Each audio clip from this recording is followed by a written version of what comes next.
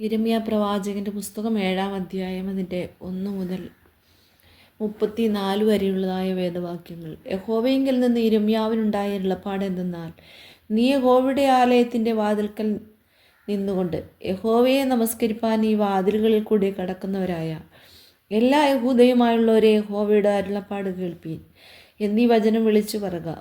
ഇസ്രായേലിൻ്റെ ദൈവമായ സൈന്യങ്ങളുടെ യഹോവ ഇപ്രകാരം അരുളി ചെയ്യുന്നു, നിങ്ങളുടെ നടപ്പും പ്രവൃത്തികളും നന്നാക്കുവിൻ, എന്നാൽ ഞാൻ നിങ്ങളെ ഈ സ്ഥലത്ത് വസിക്കുമാറാക്കും. യഹോവയുടെ മന്ദിരം, യഹോവയുടെ മന്ദിരം, യഹോവയുടെ മന്ദിരം എന്നിങ്ങനെയുള്ള വ്യാജവാക്കുകളിൽ ആശ്രയിക്കരുത്. നിങ്ങളുടെ നടപ്പും പ്രവൃത്തികളും നിങ്ങൾ വാസ്തവമായി നന്നാക്കുന്നുവെങ്കിൽ, നിങ്ങൾ തമ്മിൽ തമ്മിൽ ന്യായം നടത്തുന്നുവെങ്കിൽ, പരദേശിയെയും അനാഥനെയും വിധവയെയും പീഡിപ്പിക്കാതെയും കുറ്റമില്ലാത്ത രക്തം ഈ സ്ഥലത്ത് ചിഹ്നിക്കാതെയും നിങ്ങൾക്ക് ആപത്തിനായി അന്യദേവന്മാരോട് ചെന്ന് ചേരാതെയും ഇരിക്കുന്നുവെങ്കിൽ, ഞാൻ നിങ്ങളുടെ പിതാക്കന്മാർക്ക് കൊടുത്ത ദേശമായ ഈ സ്ഥലത്ത് നിങ്ങളെ എന്നും എന്നേക്കും വസിക്കുമാറാക്കും. നിങ്ങൾ പ്രയോജനമില്ലാത്ത വ്യാജവാക്കുകളിൽ ആശ്രയിക്കുന്നു.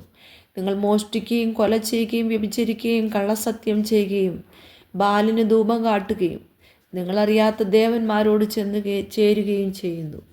പിന്നെ വന്ന് എൻ്റെ നാമം വിളിച്ചിരിക്കുന്ന ഈ ആലയത്തിൽ എൻ്റെ സന്നിധിയിൽ നിന്നുകൊണ്ട് ഞങ്ങൾ രക്ഷപ്പെട്ടിരിക്കുന്നു എന്ന് പറയുന്നത് ഈ മ്ലേച്ഛതകളൊക്കെയും ചെയ്യേണ്ടതിന് തന്നെയോ?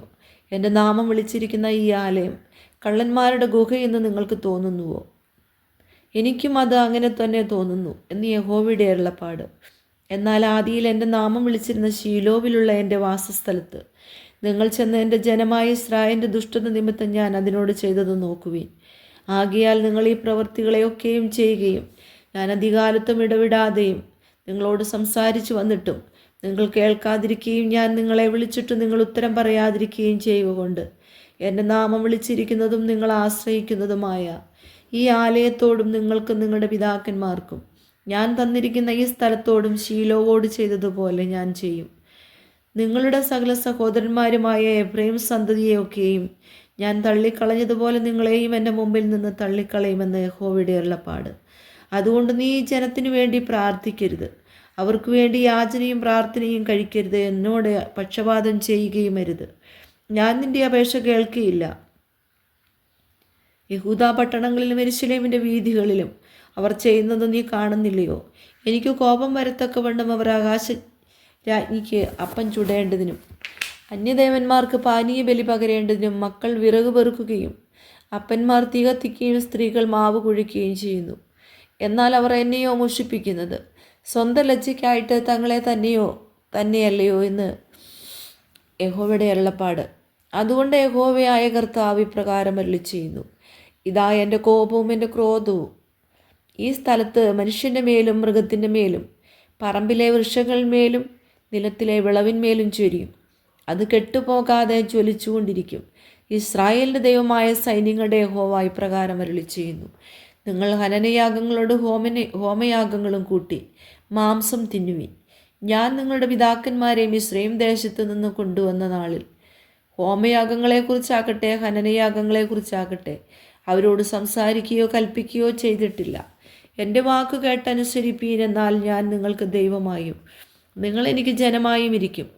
നിങ്ങൾക്ക് നന്നായിരിക്കേണ്ടതിന് ഞാൻ നിങ്ങളോട് കൽപ്പിച്ചിട്ടുള്ള വഴികളിലൊക്കെയും നടപ്പീനെന്ന് എന്നീ കാര്യമത്രേ ഞാൻ അവരോട് കൽപ്പിച്ചത്.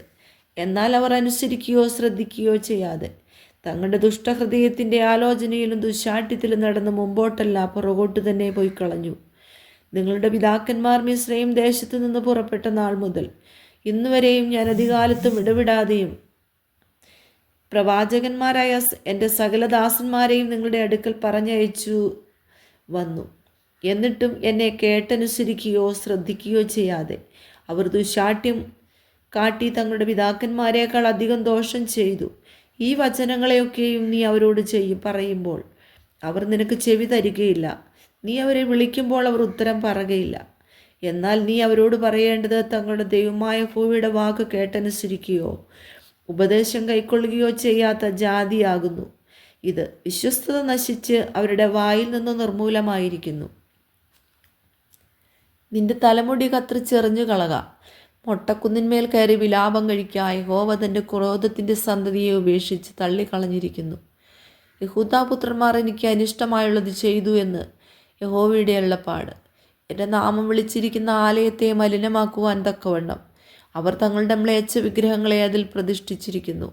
തങ്ങളുടെ പുത്രന്മാരെയും പുത്രിമാരെയും അഗ്നിയിലിട്ട് ദഹിപ്പിക്കേണ്ടതിന് അവർ ബെൻഹിന്നോം താഴ്വരയിലുള്ള തോഫെത്തിലെ പൂജാഗിരികളെ പണിതിരിക്കുന്നു. അതു ഞാൻ കൽപ്പിച്ചതല്ല, എൻ്റെ മനസ്സിൽ തോന്നിയതുമല്ല. അതുകൊണ്ട് ഇനി അതിന് തോഫത്ത് എന്നും ബെൻഹിന്നോം താഴ്വരയെന്നും പേര് പറയാതെ കൊലത്താഴ്വര എന്ന് പേർ വിളിക്കുന്ന കാലം വരും എന്ന് യഹോവയുടെ അരുളപ്പാട്. വേറെ സ്ഥലമില്ലായക കൊണ്ട് അവർ തോഫെത്തിൽ ശവമടക്കും. എന്നാൽ ഈ ജനത്തിൻ്റെ ശവങ്ങൾ ആകാശത്തിലെ പക്ഷികൾക്കും ഭൂമിയിലെ കാട്ടുമൃഗങ്ങൾക്കും ഇരയായിത്തീരും. ആരും അവയെ ആട്ടിക്കളയുകയുമില്ല. അന്ന് ഞാൻ യഹൂദാ പട്ടണങ്ങളിൽ നിന്നും യെരൂശലേം വീഥികളിൽ നിന്നും ആനന്ദഘോഷവും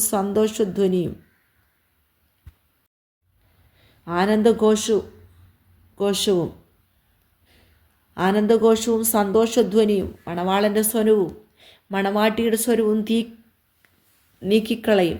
ദേശമോ ശൂന്യമായി കിടക്കും.